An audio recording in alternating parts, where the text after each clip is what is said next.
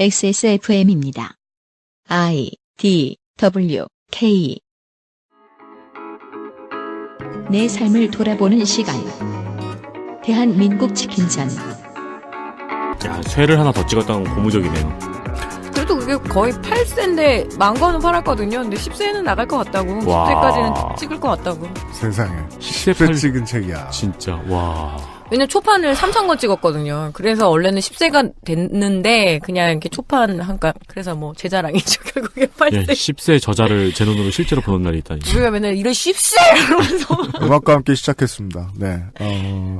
이런 판에 박힌 개그밖에 할 줄 모르는 사람의 책도 10쇄를 만드는데 그것은 알기 싫다가 공식 인증한 첫 번째 책. 네티즌 땡땡 사람도 아니야. 멋있는 기계예요. 일본대 오음진리교. 예. 1쇄에는 거두고 싶습니다. 남의 광고를 해주면서 시작했습니다. 대한민국 치킨전 Q&A 두 번째 금요일 순서입니다. 그것은 알기 싫다 257회를 다 들어서 진행하고 있습니다. 정은정 농축산인입니다. 네, 또 왔습니다. 이게 하도 번잡해가지고요. 저희 소개를 지난 시간에 못했습니다. 그런 회차는 처음인 것 같습니다. XSFM의 유승균 PD입니다. 윤세민 에디터가 앉아있습니다. 네, 안녕하십니까. 윤세민입니다. 저희가 그런 사람들이었어요. 예. 존재감이 줄어들었군요. 제가 시간 아끼겠습니다. 네. 김도범 씨의 질문입니다. 두 가지 질문해 주셨습니다. 네. 치킨을 한 군데서만 시켜 먹지 않고, 이것이 훌륭한 자세죠. 그렇죠. 매번 다르게 배달시켜 먹는데요. 어떤 브랜드에서는 뼈가 까맣고, 어떤 곳은 검붉고, 또 다른 곳은 흰데, 네. 차이가 있나요? 네, 있습니다. 어떤 차이입니까? 뼈가 까맣다라는 거는 이게 지난 시간에, 첫 네. 시간에 첫 질문, 제가 지금 닭강정이요? 시간마다 첫 질문들을 되게 첫 질문은 어려운 걸로 알고 있거든요. 네. 제가 밥이죠. 뭐가 어려워? 지금 0.01초 만에 답변 나왔죠? 있습니다. 설명하세요. 네. 뼈가 까맣다라는 건요. 멍들은 거예요. 왜요? 네, 멍들었어요. 누가 때려요? 얘네들 상차할 때 어떻게 하냐면 날개를 잡아가지고 트럭에다 위로 이렇게 던지듯이 얹거든요. 버리거든요. 그때 버리니까 다치죠. 그때 많이 골절돼요. 골절이요? 골절되면 뼈에서도 피 납니다. 그리고 오. 주변 근육이 파괴가 되죠. 그러니까 생각해보면 심하게 스트레치를 많이 했는데 얘네들이 안착하기 위해서 날갯짓을 또 하잖아요. 네. 네. 더 다치겠죠? 이거를 업계 전문 용어로 멍닭이라고 합니다. 멍들은 닭. 그리고 두 번째는 이럴 수도 드시면서 있어요. 슬퍼하십시오. 두 번째는 그럴 수도 있어요. 그래서 냉동닭이 그 해동을 하는 과정에서 완벽하게 안 되거나 그 냉동닭은 아주 합법적인 식품 이세법상 아무 문제가 없어요. 네. 그래서 냉동닭일 확률이 더 높고요. 그리고 혹은 독여하는 과정에서 방혈, 그러니까 피를 뽑는 과정에서 피가 완전히 잘 깨끗하게 빠지지 않았을 경우에 생기는 경우라고 볼 수 있는데 이분께서 김도원 씨께서 닭을 여러 번 매번 다르게 시켜 먹었다고 하는데 아마 뼈가 까맣고 어느 곳은 검붉고 이쪽은 아무래도 22 바깥의 브랜드일 확률이 높습니다. 왜냐면은 그러니까 무슨 브랜드인지도 얘기할 수 있어요. 등급 F 닭이라고 하니까 등급 F이라는 건 품질이 떨어진 게 아니고요. 정말 골절 있거나 이런 애들을 좀 바깥 라인으로 빼거든요. 네. 근데 그런 닭을 또 따로 이렇게 사입을 하거나 혹은 그 정도로 공급해서 저가로 하는 데들이 있어요. 그래서 그런 데들이 주로 냉동 닭을 해동해서 많이 쓰기 때문에 맛에는 어떨지 모르겠지만 품질이나 영양이나 거의 변화가 없다고 해서 안심하고 드셔도 됩니다. 예. 짧게 잘했죠? 알겠습니다. 두 번째 질문은요. 저는 목을 상당히 좋아하는데요. 저도요. 네. 그 세상에 사람 많이 만나고 볼 일이니까요. 네. 목 좋아하는 사람들을 제가 드디어 30대가 넘어가서 만나기 시작했어요. 진짜요? 목 좋아하는 사람들 많은데? 닭목 튀김만 전문적으로 해주는 그 유명한 튀김집들이 좀 있어요. 목 네. 이렇게 잡아서 틀니처럼 먹으면 맛있어요. 옥수수처럼. 네. 예.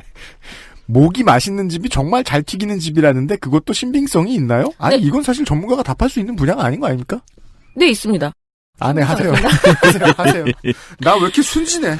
자, 닭을 육각이라고 하거나 팔각이라고 해서 이렇게 닭을 조각을 내요. 네. 근데 보통 이제 크게 하는 데는 육각이고요. 그다음에 네. 팔각 정도를 내는데 목이 가장 얇잖아요. 그럼 얘네들은 넣었을 때 굉장히 빨리 튀겨져 버리거든요.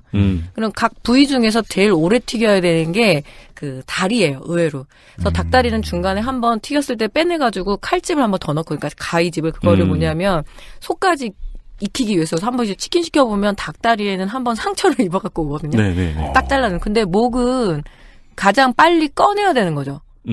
그러면 그 정도 집은요, 되게 정성이 있는 집이라고. 신경을 쓰고 있는 집이라는 네, 뜻이군요. 신경을 쓰고 있는 집이기도 하고요. 그리고 우리 윤세민 에디터님부터 해서 이 목 좋아하시는 분들의 특징이 딱 두 가지로 나눌 수 있어요. 없이 컸거나, 이씨 컸거나. 뭐야? 어떻게 컸는지도 알 수 있어? 없이 커가지고, 그죠? 나에게 떨어지는 것이 닭목뿐이어서 닭모가지 먹다가 그게. 아니면 이씨 커서 목을 못 먹어봤어. 나는 뭐 이런 살코기 같은 거 관심 없어. 이런 거죠. 아니 가정 형편이 반영되는 닭을 잘 튀기는 가게인지만 궁금했는데 네. 김도범 씨가 어떤 분인지까지 분석 점점 영매 같아요. 예, 실제로 의정부에 닭모가지 튀김이 되게 유명한 식당이 있어요. 그래서 이렇게 많이 이렇게 회식하던데 가장 싸게, 그리고 튀김을 먹고 싶은 거지 고기 때문이 아니라 튀김에 대한 굉장히 선호가 높았을 거 아니에요. 그래서 그것만 전문적으로 파는 그 조그만 통닭집들이 좀 여전히 남아 있더라고요. 네. 아니 저는 무슨 뭐 닭목을 좋아하는 사람은 어떤 사람이냐면 해가지고 뭐 INTP 형입니다 뭐 이런 말씀을 하실 줄 알았는데 뭐 성공지향적이고 뭐 이런 말씀을 하실 줄 알았는데 따뜻한 성격이고 없이 컸거나 이씨 컸다니. 둘 중 하나입니다. 네, 김도범 씨 평산네이처에서 아로니아진 스페셜 에디션을 보내드리겠습니다. 뼈가 까만 데는 이유가 있고 20위권 밖의 브랜드이며 예. 목을 좋아하시는 데에도 이유가 있습니다. 네, 이씨 컸거나 없이 크셨을 것입니다. 이번 주 그것은 알기 싫다는 3시간 내내 대한민국 치킨전 Q&A 시간입니다. 두 번째 질문을 보내주신 분은 어홍이라고 스스로를 소개하신 분입니다. 그 알실과 요파씨를 열심히 듣고 있는 나름 열혈 청취자입니다. 제가 대학을 다닐 때 아마도 20세기 말 기숙사에서 열심히 시켜 먹던 치킨집이 있었습니다. 프랜차이즈는 아니었습니다. 저는 지금도 뼈 있는 것보다 뼈 없는 순살치킨을 주로 시켜 먹습니다. 그 당시에도 그랬고요. 그런데 어느 날 9시 뉴스에서 순살치킨을 황소개구리로 만든다는 뉴스가 나오고 곧이어 그 치킨집이 연루됐다는 소문이 나면서 문을 닫았던 걸로 기억합니다. 황소개구리를 드신 거네요? 그게 원래 맞다면요? 황소개구리가 식용으로 도입됐으니까요. 그런데 아직도 궁금한 건 정말 황소개구리로 만드는 것이 가능한가요? 솔직히 치킨인 줄 알고 열심히 먹었거든요. 맛의 차이도 없고요. 가능한지 정말 궁금합니다. 그리고 뭐 질문을 다 알려드리죠. 그리고 순살치킨은 어떻게 만드나요? 익힌 후에 발라내는 것은 아닐 거고 도축 과정에서 순살만 남기다 보면 뼈에 남게 되는 살이 많을 텐데 그건 어떻게 활용하나요? 혹시 화학약품 같은 것으로 처리해서 발라내나요? 화학약품이네요. 많은 아저씨 전용 오타죠. 확. 이걸 확 치나봐요. 그러니까요. 그 살에 남은, 뼈에 남은 살을 이 염산을 뿌리는 것 같아요. 네. 순살치킨을 좋아하는 사람으로서 꼭 궁금증을 풀어주시길 간곡히 부탁드립니다. 간곡히까지는. 네. 어홍드림. 고마워요. 네. 황소개구리가 닭보다 훨씬 비쌉니다. 그거는 제가 확실히 말씀드릴 수 있고요. 고민 해결. 네. 네. 그리고 지금 황소개구리가 없어요. 없죠 이제. 제가 96년도에 대학교를 들어가서 농활을 갔는데 농활에서 그 농민의 미션이 뭐였냐면 조직을 건설해라. 그러니까 각 마을에 농민회를 만들라는 거랑 두 번째로 황소개구리를 잡아라였거든요. 네, 맞아요. 그때 초등학생들도 잡으러 다니고 막 그랬어요. 그래서 잡아서 왜냐하면 이게 생태계를 교란시키니까 이 황소개구리가 원래 왜 생겼냐면 식용으로 쓰려고 했는데 네. 얘네들이 개구리 사육장을 벗어나 버린 바람에 엄청난 번식력이 있잖아요. 그래서 한동안 농촌에 가면 정말 소 울음소리 났거든요. 네. 근데 지금 싹 사라졌어요. 초등학생들 잡으라고 이 긴 나무꼬챙이 하나씩 쥐어주고 네네. 막 다니고 그랬어요. 네. 성남에 살지 않았어요? 성남에도 있어요. 저도 이때 비슷한 때 그 연대 활동을 가서 돌아온 다음에 다른 학교 학생의 사람들에게 그런 얘기를 들었던 것 같아요. 네. 너네들은 강원도 산골 간 걸 다행으로 알아라. 네. 보통은 다 황소개구리만 잡다 온다. 전 전라도로 갔거든요. 근데 네. 그 7, 8월에 원래 농촌에서 특히 이 쌀 전업 농가는 농한기예요. 할 일이 없었어요. 7, 8월에요. 네, 그래서 황소개구리 잡고 그다음에 한 5년 동안 벌초 못했다 그래서 그 할머니 때 벌초 해드리고 뭐 그래서 왔는데 어쨌든 황소개구리로 그때 워낙 많이 있으니까 그때 한두 집만 그랬을 거고 저는 보기에는 치킨보다는 훨씬 더 고급 식재료거든요. 근데 왜 네. 황소개구리로 만들었을까요? 그때 뭐 유통된 게 많았겠죠. 닭보다는. 그래서 저는 이게 사실은 한두 집 정도의 에피소드일 것 같고, 그리고 그 집이 황소개구리를 유통하는 친척들을 데리고 있지 않았을까. 왜냐면 지금까지 몇 주, 네. 예측이 타당하신 것 같은 게 지금까지 몇 주 동안 방송을 하면서 들으셨겠습니다만은 완벽한 대량 생산체가 갖춰져 있는 게 아니고 네. 그냥 늪에서 숲에서 잡는 거면 네. 물량 못 감당한다고요. 몇 집에서만 이랬을 거다라는 그러니까 거죠. 그 몇 집이 분명히 친척들이 개구리 유통. 왜냐면 중국 요리나 아직까지 이렇게 고급 중국 요리집 가면 개구리 팔고 그렇거든요. 근데 비싸서 못 먹는 가지고 치킨을 대체할 일은 없고요. 지금은 더더욱 그렇고요. 그럼 지금까지 말씀으로 종합을 해보면은 이 뉴스의 내용은 뭐 한 치킨집이 순살 치킨을 알고 보니 황소개구리로 만들어서 네. 상을 표창했습니다. 뭐 이런 식으로 끝나야 되는 거 아닌가요? 소비자의 건강을 위해서 훨씬 더 그죠? 제가 지방질이 낮은 이 시리즈 내내 말씀드린 거 있잖아요. 도시의 저널리즘이란 이렇듯 철이 없다. 그렇죠. 예. 먹는 거 없이 이런 일이 생겼대! 라고 말하면서 산업의 모두가 죽어나가는 것에 대해서는 아무도 신경 안 쓴다. 한두 집 그랬을 수도 있고, 그리고 개구리가 훨씬 더 고급 식재료라니까요. 치킨보다, 닭보다. 예. 제가 고급 식재료 모르는 사람이지만 그 정도는 알아요. 그러니까요. 저는 우리 어제 농축산인이 중국이 뭐 한 번 한다면 아싸하다 이런 네. 말씀해 주셨는데 한국도 그런 점에선 장난 아닐 때 많거든요. 황소개구리 없어진 거 보면요. 예. 전 장담합니다. 뉴트리아 얼마 안 남았습니다. 그렇죠. 황소개구리도 그렇고 뉴트리아도 베스. 베스 네. 안 없으잖아요.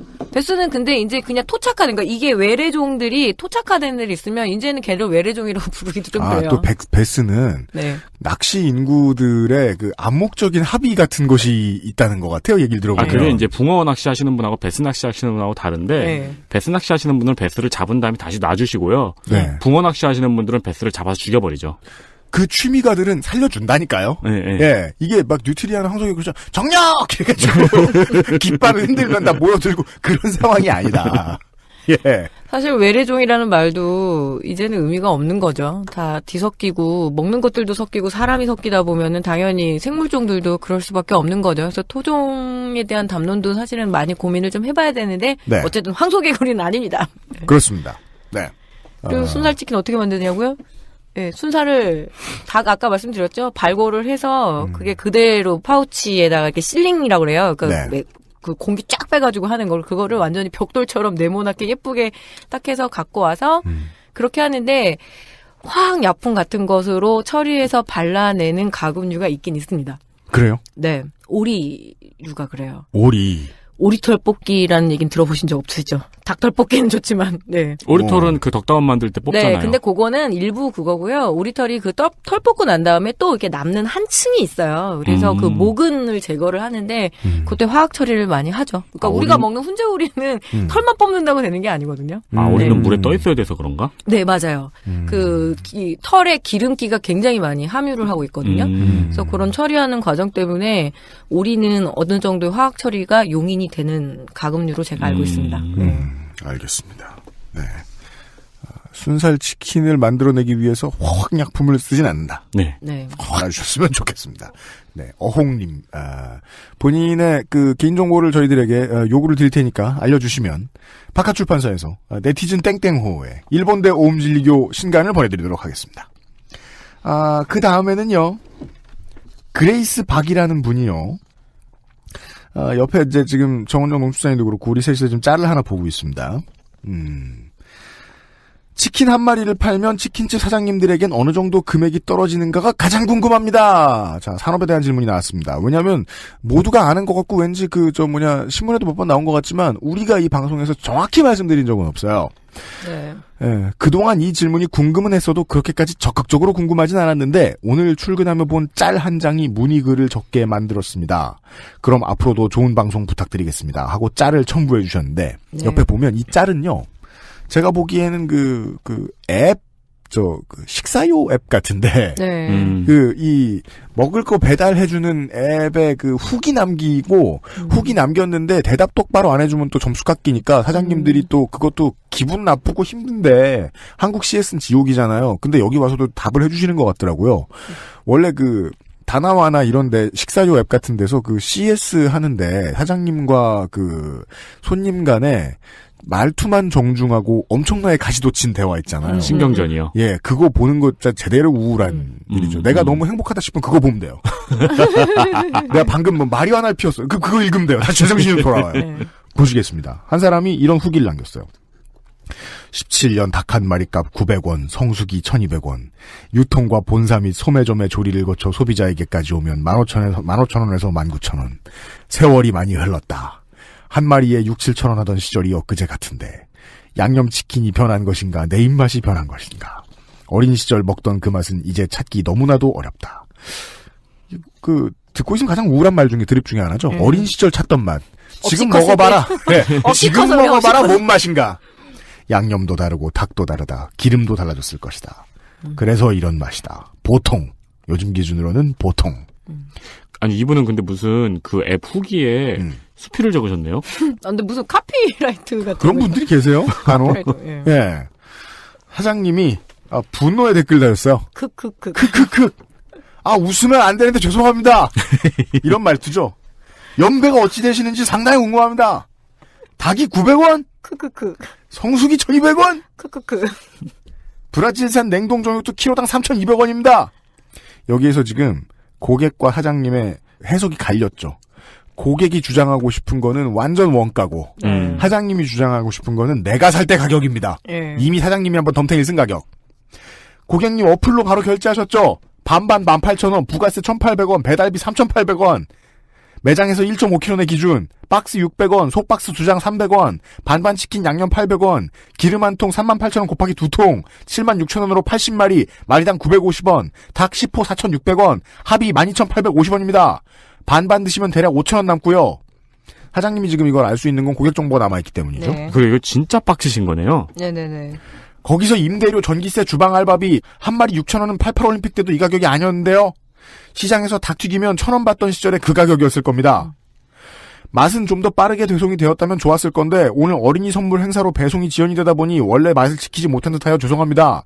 날이 춥고 미끄러워서 오늘도 세 분의 기사님이 다치셔서 배송에 차질이 있었던 점 양해 부탁드립니다. 내년 시급 인상으로 치킨 가격이 좀 더 인상될 예정입니다. 봐라! 기름과 양념은 그때 그 시절보다 더 좋은 원자재가 사용될 듯합니다. 이렇게 친절하게 답글을 남겨주셨어요. 이걸 보고 그레이스 팡님이 궁금해서 물어보셨나봐요. 진짜로 치킨집 사장에겐 얼마 떨어지나? 지금 이 답신 남긴 사장님은 아마 10대 브랜드는 아닌 것 같습니다. 왜냐면 닭 10호를 4,600원 정도에 받으실 것 같으면 프랜차이즈 중에서도 사실은 굉장히 잘 나가는 데는 아닌 것 같고요. 일단 통계로는 좀 말씀을 드려볼게요. 일단 한국에 공식적으로 KB금융그룹에서 조사했을 때, 자영업 조사했을 때 15년 기준으로 37,000곳 정도를 뽑았습니다. 그러니까 전국의 치킨집이 37,000곳인데 네. 연구자들은 그것만 또 믿으면 안 되거든요. 그래서 좀 추이를 더 봐야 되죠. 그러니까 역산을 더 해야 되는 거예요. 왜냐하면 호프집에서도 치킨을 팔고 막 이러니까. 그래서 저는 4만 곳 정도로 추정을 하고요.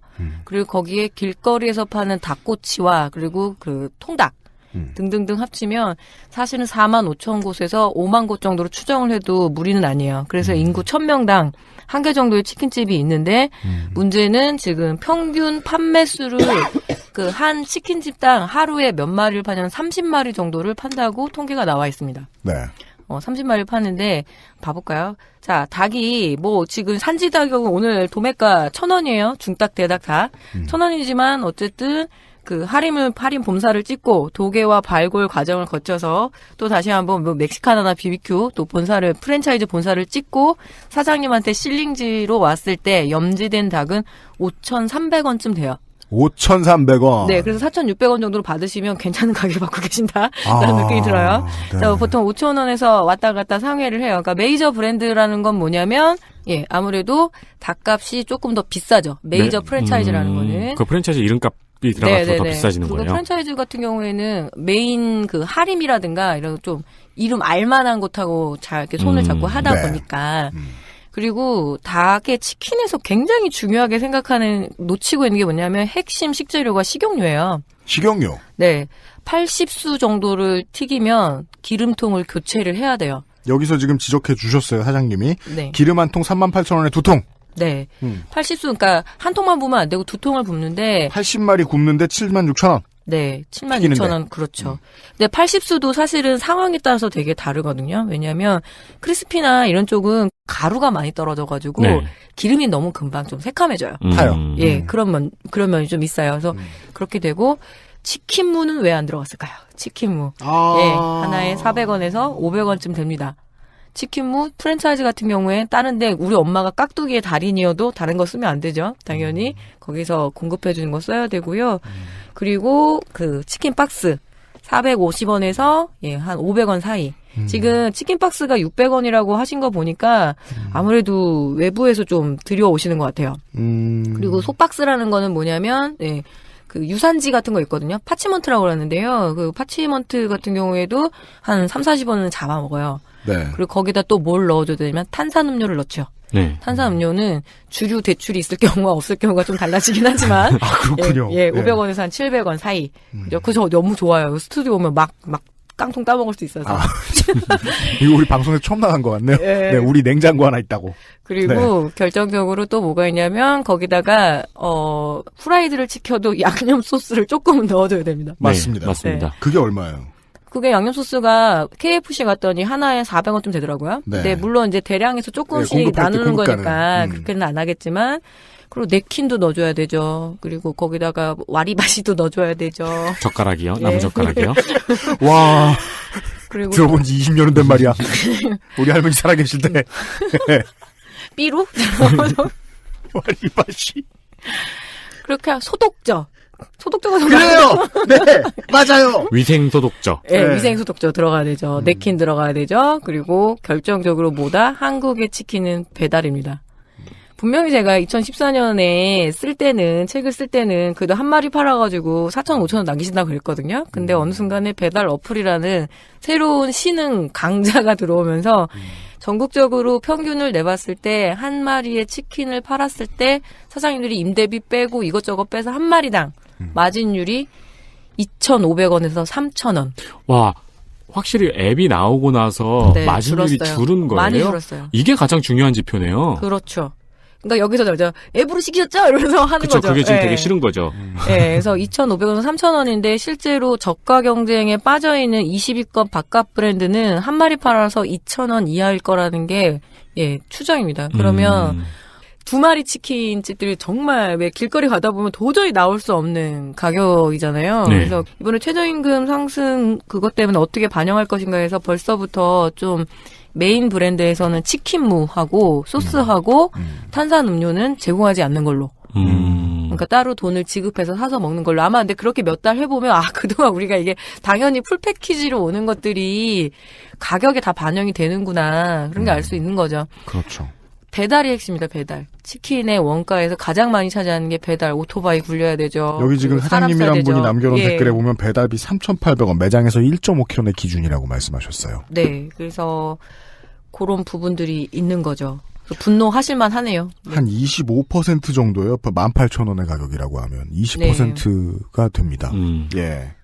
지금 제가 아주 리치하게 계산을 해드려서 2,500원을 남긴다고 보고 한 마리를 팔았을 때 평균적으로 하루에 30만 원을 팔 수 있다면 30마리를 팔 수 있다면 7만 5천 원이에요. 하루에 남는 순이익은. 물론 그것도 순이익이 아닙니다. 저 매장 임대는 뺐으니까요. 네. 이 7만 5천 원을 곧 죽을 각오로 하루도 쉬지 않고 일을 하면 한 달에 순수익이 225만 원인데 네. 225만 원에서 보통 매장은 1층에 있습니다. 1층 매장의 월세를 빼야 돼요.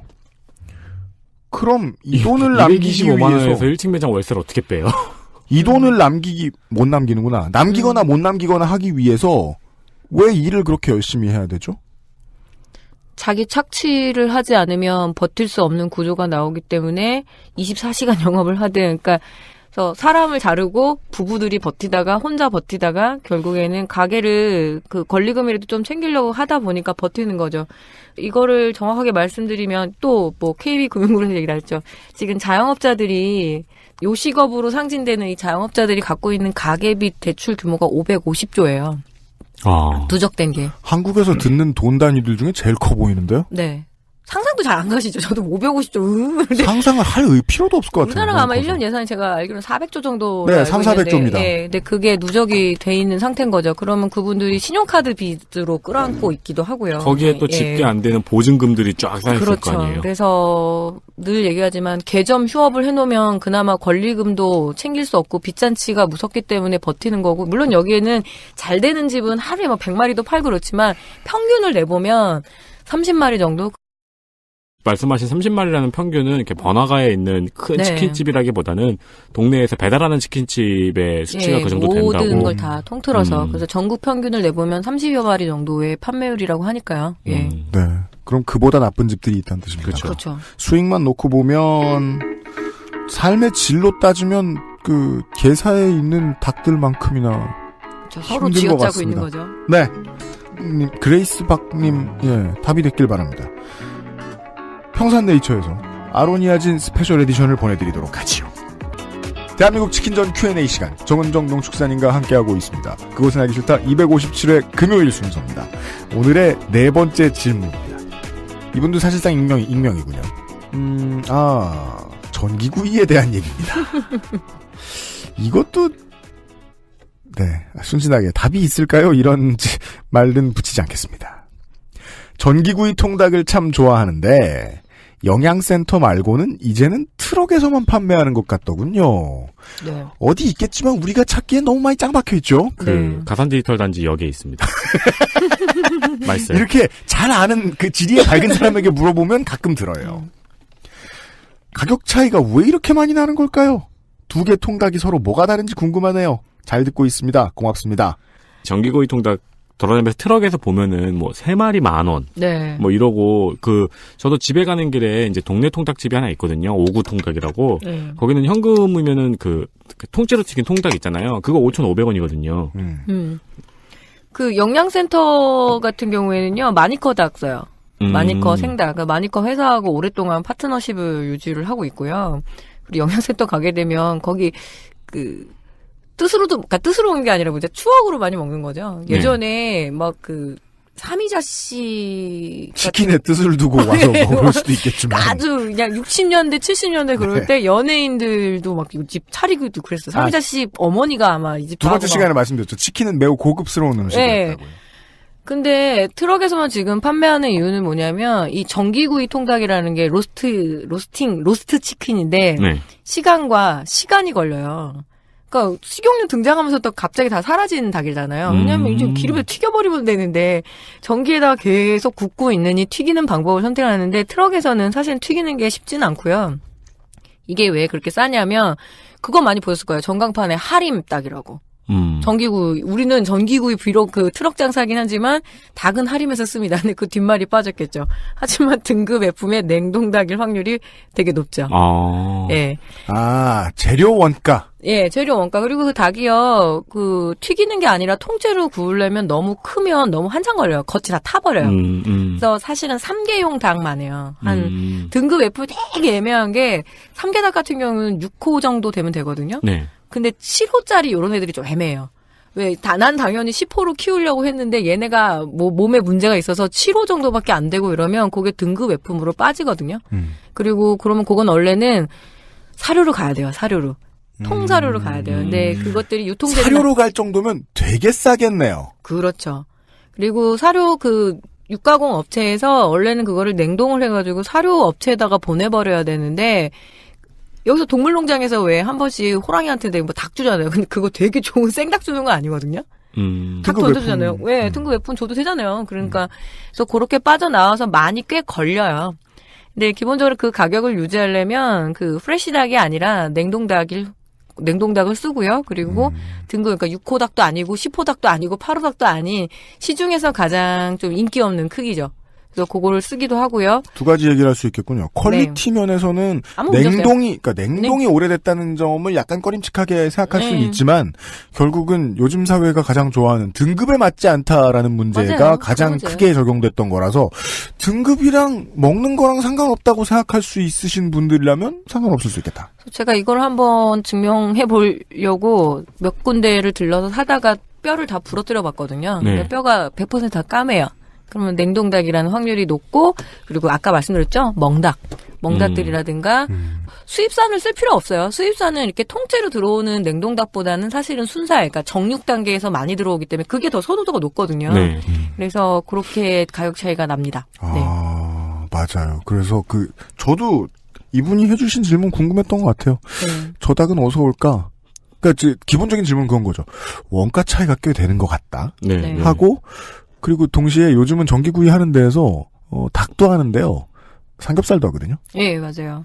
그것도 뭔가 비밀이 있을 것 같아요. 그러니까 그러는 거 되게 많아요. 왜 몇 년 전에 술집에 앉아 술 먹고 있으면은 고등학생들이 와가지고 파인애플 막 잘라서 팔았잖아요. 맞아요. 지금도 그래요. 난 너무 무서웠어. 진짜요. 그래서 그걸 보면서 그 목에 칼 들이대. 네. 그거 보면서 파인애플이 어디서 엄청 많이 들어왔나? 그니까. 근데 요 몇 년 동안에는 또 훈제오리가 여기저기서 엄청 네. 싸게 풀려 있어요. 결정적으로는 트럭에는 임대비가 없어요.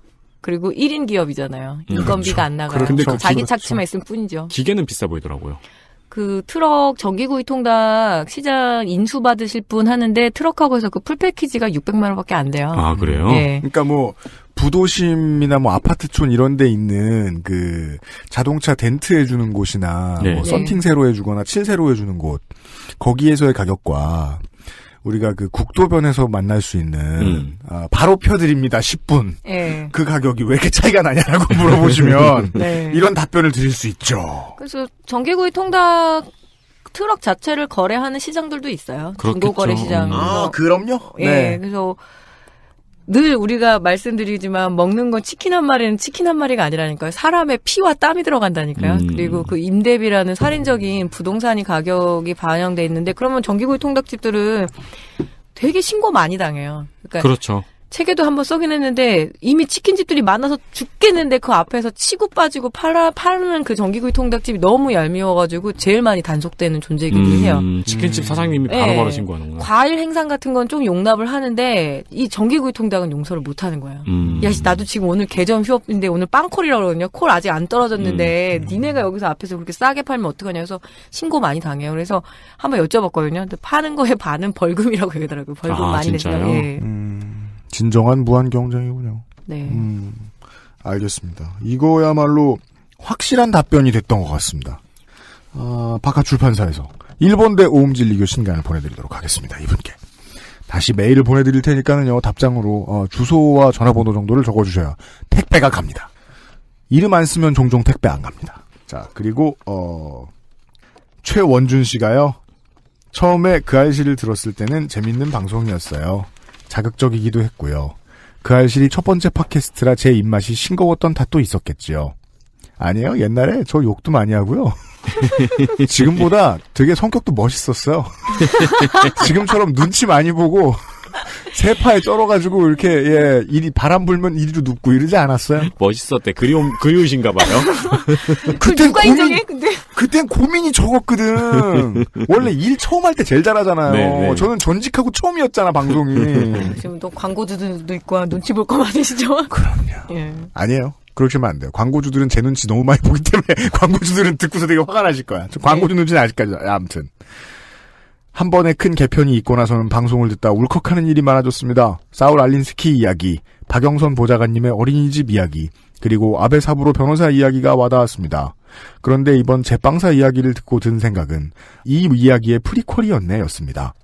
그리고 앞으로의 방송 방향까지도 보여주신 것 같아서 좋았습니다. 점점 더 이 방송이 좋아지는 건 제 취향이 바뀐 탓은 아니라고 확신합니다. 앞으로도 잘 들을게요. 감사합니다. 임종님 위원장 얘기잖아요. 이거 치킨전 얘기 아닌데 왜 나오셨어요? 사람 열받게. 꼭 한번 넣고 싶었습니다. 왜요? 너무 고마워서요. 그걸 왜 이 시간을. 팬심 인증? 옛날엔 멋있었는데 지금은 허약해가지고요. 이런 감사 인사 들으면 막 좋아요. 요새 막 밤에 무슨 저 드라마 한 16회만 보면 다 울려 그래요. 예, 제가 허약해져가지고 한번 갱년기인가? 집어넣어봤습니다. 네. 이분께 꼭 선물을 드리고 싶었거든요.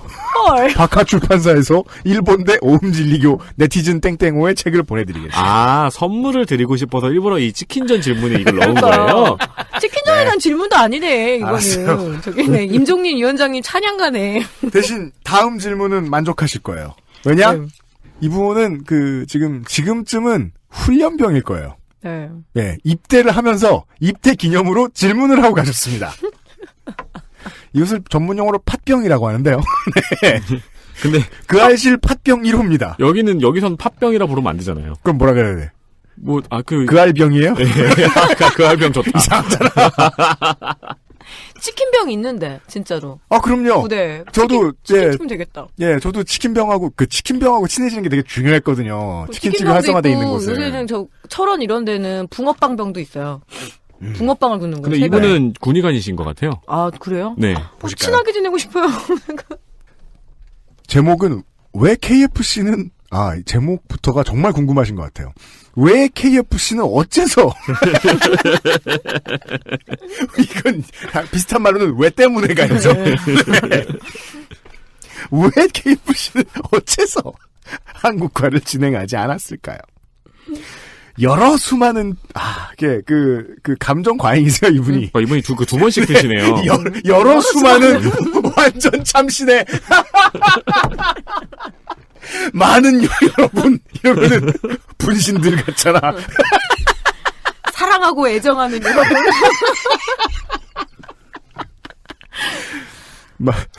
여러 수많은 치킨을 시켜 먹었지만 그럴 때마다 들었던 생각입니다. KFC는 왜 일반 업체처럼 한 마리로 배달 서비스를 하면 안 되나? 대략적인 이유는 앞 방송 중에 언급을 하셨지만 KFC 사내에서 논의가 될 만도 한데 말이죠. 사내에서 한국형 시스템처럼 주류를 취급하는 치킨점을 만들어서 조금이라도 시장 점유율을 늘릴 만도 한데 말이죠. 그런 식으로 점포를 냈다면 그나마 지금의 위치는 아니지 않을까 싶기도 합니다. 지금에는 엄마가 치는 치킨 맘스터치네요. 맘스터치요. 이거 말씀하셔도 되는데 그런 시스템을 적용한 게 아닌가 싶습니다. 오로지 주류 때문에 취급을 안 하는 걸까? 여러 업주들이 본사의 의견을 어필했을 것 같기도 하고 말이지요. 네, KFC에 대한 질문을 해주셨습니다. 네, KFC. 김대현 씨예요? 예. 네. 군대 잘 가시고. 네. 지금 가만히 있어봐. 이게 며칠 날 들어오래. 이병일 씨가 1월 15일이니까요.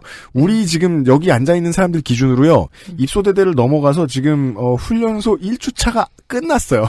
지금까지는. 오우, 쉣! 네, 재밌어요. 근데 제일 신날 때요. 네. 이마에 짝대기 처음 긋는 날이죠. 아. 오늘이 그거이실 거예요. 그러면 선물 보내도 못 받겠네요? 그렇죠. 그렇구나. 축하는 드려요. 아니요, 자대 배치 받으면은 저희한테 뭐라도 보내주세요. 그니까요. 그러게요. 매일 확인하세요. 들으실 수 있나 있으려나 모르겠다. 올 날씨 다 풀려야 확인하시겠네요, 이걸. 네. KFC, 이거 한국화라고 보통 얘기 안 하고 토착화라고 얘기를 하는데요. 이 KFC, 그러니까 1987년에 중국, 개방 이전에 중국이, 물론 이제 막 서서히 이제 이렇게 세계화 되고는 있었지만 중국이 제일 처음으로 받아들인 글로벌 프랜차이즈 브랜드가 KFC였어요. 그래서 얀 브랜드라고 그래가지고 토착화에 아주 중국에서는 성공했죠. 그렇습니까? 아침에 중국 사람들이 아침부터 닭 뜯고 햄버거 뜯고 이러진 않잖아요. 아침에 이 중국 사람들이 먹는 게 저는 잘 모르는데 이렇게 차 한 잔과 그리고 먹는 거 그런 것들을 모닝밀로 팔았었어요. 근데 유독 KFC가 한국 시장에는 되게 좀 약간 뚝뚝하게 굴었거든요. 그 이유가 뭘까 했는데 처음에 그때 말씀드렸던 것처럼 초반에 들어왔을 때 오리지널 아메리칸 그걸 지향을 했잖아요. 그래서 그렇게 해서 굉장히 잘 팔렸단 말이에요. 그런데 어느 순간에 이제 한국 치킨들이 갑자기 팍 치고 올라오는데 거기엔 두 가지 이유가 있다고 말씀드렸죠.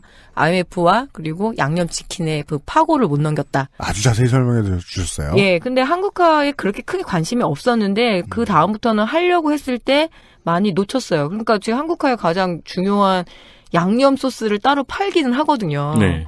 근데 시기를 많이 놓쳤고 KFC에서도 네. 그리고 KFC가 원래 두산그룹이 갖고 있었잖아요. 그렇죠. 그러고 나서 매각이 한 번 됐을 때 CVC라는 엄청난 거대한 그 사모펀드에서 넘어갔어요. 참, 사모펀드들은 이름도 뭐 그래. 예. 그건 카드 뒤에 붙어있는 세 자리 번호 아니야? 예. CVC. 이렇게 써놓으니까 올빼미 얼굴 같네요. 또 CVC에서 넘어갔다가 그리고 또 매각이 됐어요. 매각 그 시장에 나왔을 때 지금 결국 KG 그룹에서 500억에 사들였죠. 원래 1,000억에 내놨는데 반가이 해가지고 그렇죠. 500억에 샀어요. 네. 여기서 하나 말씀드릴게요. 닭 팔아서 돈을 어떻게 벌어요? 그죠? 커피 팔아서 어떻게 돈을 벌어요? 가게를 팔아야죠. 예. 많은 그 요식업계 특히 대형 프랜차이즈들이 이 사모펀드에 넘어가면서 어느 정도 그냥 영업을 해요. 영업을 한 다음에 사세를 어느 정도 확장을 하고 혹은 유지를 한 다음에 바로 떠넘기기를 하는데 KFC가 그걸 실패를 한 거예요. 그래서 지금 KG그룹 같은 경우에는 좀 약간 이 KG그룹 회장님 좀 되게 독특한데 카페벤에도 막 인수하려고 막 그랬었거든요. 제가 그 회사 직원이었죠. 잠깐. 예, 요식업에 그렇게 관심이 많으세요. 왜냐하면 이게 그 재벌의 조건이라고 생각하시는 것 같아요.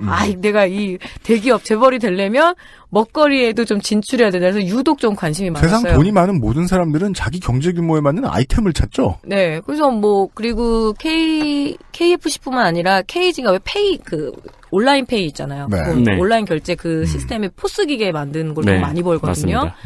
결론은 뭐냐면 KG그룹 같은 경우에는 우리는 그렇게 안 할 거야라는 게 있어요 지금. 막 점포도 늘리고요, 막 딜리버리 서비스도 넣고요. 도착화도 해보고. 예, 도착해보려고 막. 그 이후에 맥주가 들어왔나 봐요. 예, 원래 잠깐 하려고 시도를 했었다가 이번에 좀 본격적으로. 그리고 막 이래 한 마리에 한 조각 시켜 먹으면 한 조각 더 주는 1+1 이런 거 있잖아요. 굉장히 한국 스타일이거든요. 네. 그리고 풀 패키지 되게 좋아해요. 뭐 말부터 2018년 뭐 이렇게 크리스마스 패키지 무슨 패키지 그런 쪽으로 해서 굉장히 많이 지금 하려고 애를 쓰고 있습니다. 옛날 KFC 한동안 아메리카노 500원에 팔고 막 그랬어요. 옛날 KFC 패키지라는 것은 그저 거대한 버켓에 옆에 조그마한 코울슬로가 있고 네.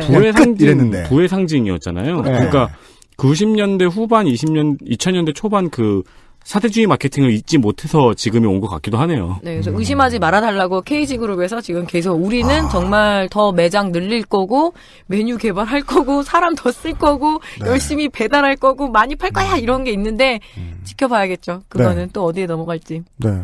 사업을 할 때 그 최종 결정 권한을 가지고 있는 사람들에게 이런 소비자들이 생각하는 중요한 문제들은 은근히 전달이 안 되죠. 네. 예. 그게 끝까지 전달이 안 되다가 기업이 수십 년 가기도 하고 그러다가 팔았는데 예. 반토막이 됐고 뭐 그랬나 봅니다. 이제는 안 그러겠다고 KG그룹은 얘기했답니다. 답이 되셨길 바랍니다. 김대현 씨. 제가 보기에는 뭔가 의학 관련된 군사 특기를 가지고 계신 것 같은데. 네. 네. 그리고 입대도 좀 늦게 하신 거 보니까 네. 장교로 가시는 게 아닌지. 군의관은 아니실까? 네. 그러면은 의무대의 가장 중요한 특징이 있습니다. 시간이 많아요. 엄청 많아요. 되게 영화 큐브의 한 장면 같죠? 네. 시간이 느린 곳. 멀리서 볼 땐 되게 안 움직이는 거야, 사람이. 하나 질문 빼고 맘스터치. 네. 이거는 오해하신 거예요. 맘스터치는 얼마나 이렇게 확장성을 가질 수 있었냐면 작은 매장도 가능하게 그리고 햄버거 위주로 그리고 그 맛이 어느 치킨 맛하고 똑같냐면 파파이스 맛이에요. 파파이스 개발자들하고 손을 잡아가지고 만들어낸 거고 그래서 동네마다 아주 작은 업장. 근데 KFC는 왜 한 마리를 배달하면 안 되냐면 매장 자체가 엄청 크잖아요. 맞아요. 홀에 집중해야 되는. 그러니까 KFC가 뭐 이렇게 막 장사가 안 된다 하는데 번화가 가면 무조건 있잖아요. 그렇죠. KFC는. 그리고 꽤 돼요. 네. 그래서 글로벌 프랜차이즈의 그 위상이 있기 때문에 동네에 그 맘스터치만한 크기로는 안 들어오죠. 익스프레스형을 넣기에 가오가 떨어진다고 해석한 것이다. 가오가 떨어지고 그 물류를 거기다 그 작은데 또 들르는 게 돈 더 들어요. 사실은 거기 공급하려고. 근데 맘스터치는 처음부터 그렇게 지향을 했기 때문에 조그만 상가 막 이런 데서 많이 들어온 거예요. 그래서 토니버거가 맘스터치를 못 넘어선 거죠. 이미 다 장악을 하고 있었기 때문에 토니버거가 맘스터치 자리를 뺏고 들어가야 되는데 그게 안 됐던 거예요. 네, 알겠습니다. 이게 토착화의 과정에는 최종 소비자에게는 맛과 구성 정도만 중요하겠지만은 실제로 기업에게는 유통 라인. 그렇죠. 예. 혹은 뭐 프랜차이즈 점주와의 관계 정립 이런 모든 것들이 다 토착 기업에 맞아야 되는 상황이었겠네요. 알겠습니다. 의무대에서는 책입니다. 바깥 출판사에서 에디즌 땡땡호의 신간 일본대 옴질리교를 보내드리죠. 마지막 광고를 듣고요. 오늘의 마지막 사연을 만나보시죠. 대한민국 치킨전 Q&A. 마지막 회 이후에 붙어있는 이 자투리 시간이 되게 깁니다. 네. 두 번째 시간. 마지막 질문은 미르라고 스스로를 소개해 주신 분. 첫째, 닭은 30년을 산다고 들었는데 맞습니까? 오래 사는 거는. 근데 사실은 8년 정도로 보고요. 근데 경제 동물이기 때문에 그렇게까지 오래 살려두지는 않죠. 예. 우리가 먹는 치킨은 한 달이 안 된 거라고 들었어요. 그러면 그건 닭인가요? 병아리인가요? 답을 바로 듣죠. 중병아리입니다. 실제로 꽃교 소리가 안 나요. 삐약삐약. 그럼 실제로 우리가 개를 그 곁에 두고 살다 보면 병아리라고 인식을 하겠네요. 네, 그렇죠. 그래서 우리도 왜 어렸을 때 병아리 키워보면 몸치 자체는 닭으로 변했지만 아직까지 삐약삐약하는 그 단계거든요. 네네. 그래서 그렇게 보시면 됩니다. 그렇게 키웠더니 고양이가 물고 왔어요. 예. 양계장 가보세요. 삐약삐약 소리가 나지 꽃교 소리 안 나거든요. 예. 그렇군요. 어떤 다큐를 보니 우리가 먹는 치킨은 병아리라서 맛이 없다는데 맞는 말인가요? 예, 맞습니다.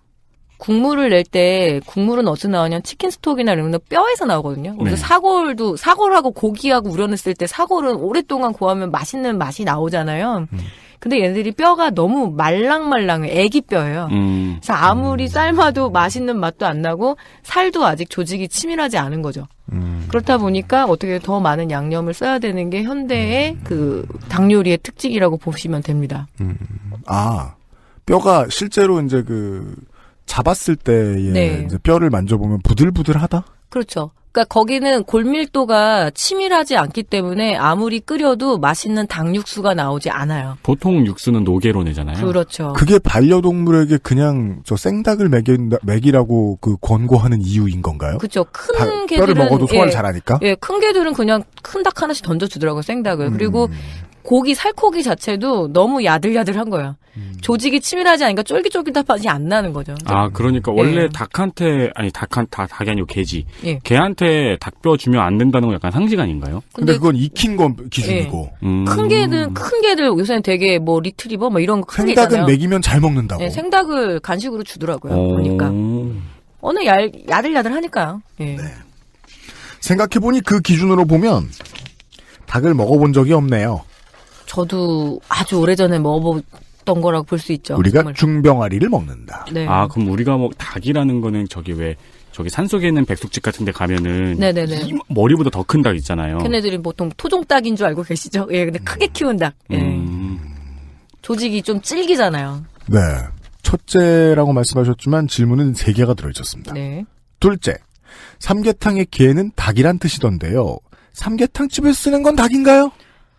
약병아리죠. 백세미라고 얘기를 합니다. 중량 구격으로 보면은 한 6, 8호 정도고요. 이 백세미가 사실은 굉장히 문제가 많아요. 그러니까 알 낳는 닭, 하얀 닭, 그러니까 산란계 닭하고요. 세미 브로일러라 그래가지고 그 브로일러종이라는 거는 구워 먹는 닭을 먹는 육용종을 얘기를 하거든요. 이거 두 개를 잡종으로 만든 거예요. 그 삼계탕 우리나라가 약병아리 이런 걸 되게 좋아하고 영계 또 좋아하고 그리고 뚝배기에 퐁 하고 들어가야 되거든요. 네. 뚝배기 사이즈에 맞아야 된다. 네, 그러다 보니까 이게 사실은 굉장히 그러니까 병에 되게 취약해요. 그래서 조류독감이라든가 조류독감이나 AI가 아닌가? AI라든가 여러 가지. 조류독감적 AI. 아까 저 중복되는 표현 자주 쓰시는 분 계세요. 그 병에도 되게 취약하고 그런데도 이게 끊이지가 않아요. 그래서 양계협회라든가 이런 데서 근절하자라고 하는데도 여름에 잠깐 반짝 팔리기가 되게 좋으니까 그렇게 해서 그걸 이제 백샘이라고 얘기를 합니다. 삼계탕용 전용 닭이 있어요. 예. 어려서 본 닭보다 작은 것 같아요. 그리고 삼계탕에 닭이나 병아리 어느 걸 넣으나 상관이 없나요? 지금 드시고 있는 게 병아리라고 보시면 돼요. 네. 닭이 아니다라고 보면 된다. 네. 아주 엄밀하게 말하면 닭이 아니죠. 병아리죠. 그러면은 그 살 입자의 맛은 백숙과 백숙과 삼계탕의 맛이 다르겠네요. 완전히 다르죠. 삼계탕은 사실은 인삼 넣고 거기에 이거 진짜 영업 비밀인데 엄청 미원 많이 들어가요.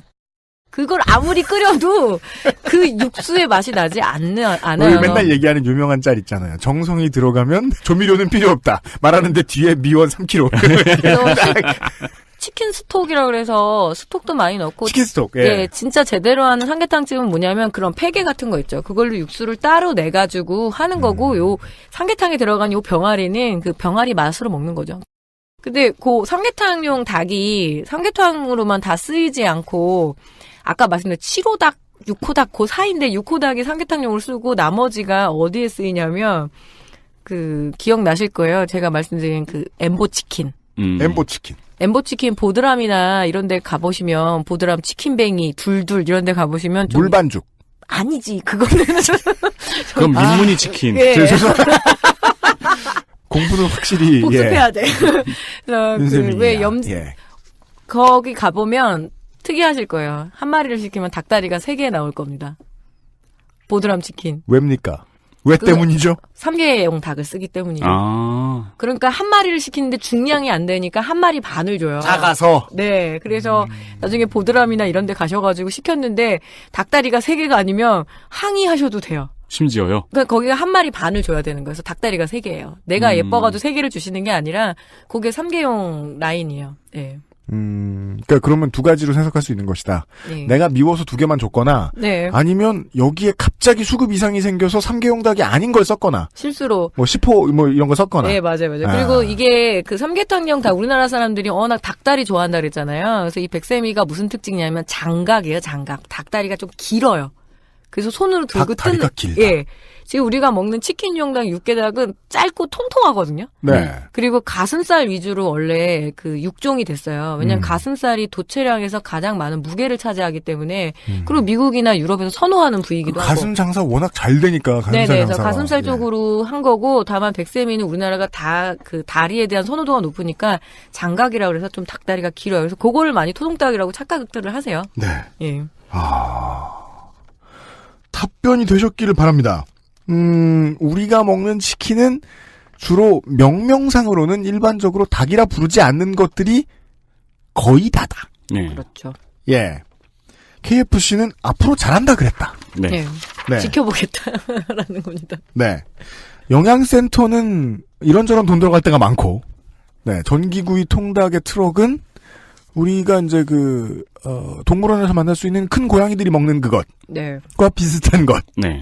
쓰지만 맛의 차이는 별로 없다. 왜냐면 저도 그거 되게 좋아하거든요. 예, 문제가 있어서 그런 건 아니에요. 근데 한 번씩은 뭐 유통기한 넘긴 닭을 쓴다고는 하는데 그거야 10중 8구가 아니라 진짜 10개 중에 한 번에 살아겠죠. 근데 그거를 더 과하게 드러내는 TV 조선이 문제였던 것 같아요. 예. 그리고 치킨집의 사장님, 프랜차이즈집 가맹점 사장님은 일단은 메이저 브랜드의 경우에 닭 한 마리에 5,000원이 좀 넘는 돈. 네. 치킨무 500원, 박스 450원에서 500원, 속박스 뭐 100얼마, 탄산음료 500원 정도, 냅킨 뭐 한 몇십 원, 네. 와리바시 얼마. 거기다가 이제 바로 결제하면은 네. 남는 돈은 2,000원 수준. 배달은 무조건 3,500원 이상. 예, 신용카드도 결제하고 이러면은 더 그렇죠. 네. 자기 돈을 들여 노예가 되었다. 라는 이야기 등등을 알려드렸습니다. 그리고 순살 치킨은 화학약품을 쓰지 않고요. 네. 까만 뼈가 들어가 있는 치킨에는 이유가 있다. 그리고 치킨이 아팠다. 어홍님은 더 비싼 걸 드셨다. 그렇습니다. 그분은 이분 말고. 김대현 씨요. 김도범 씨는 없이 살았거나 잘 살았다. 등등의 결론을 내드리면서 금요일 순서를 마무리 짓도록 하겠습니다. 저희들이 하루만 쉬고요. 토요일 오후 3시에 진짜 빠이빠이 하도록 하겠습니다. 네. 대한민국 치킨전으로 이번 주 꾸며드리고 있습니다. 정은정 농축사님과 유승민 PD와 윤세민 에디터가 그대로 들어오죠. 듣느라 수고하셨습니다. 네, 감사합니다. 네, 고맙습니다. 과일치킨 이거 진짜 과일치킨. 이거 웃기죠. 마지막 회는 다 사연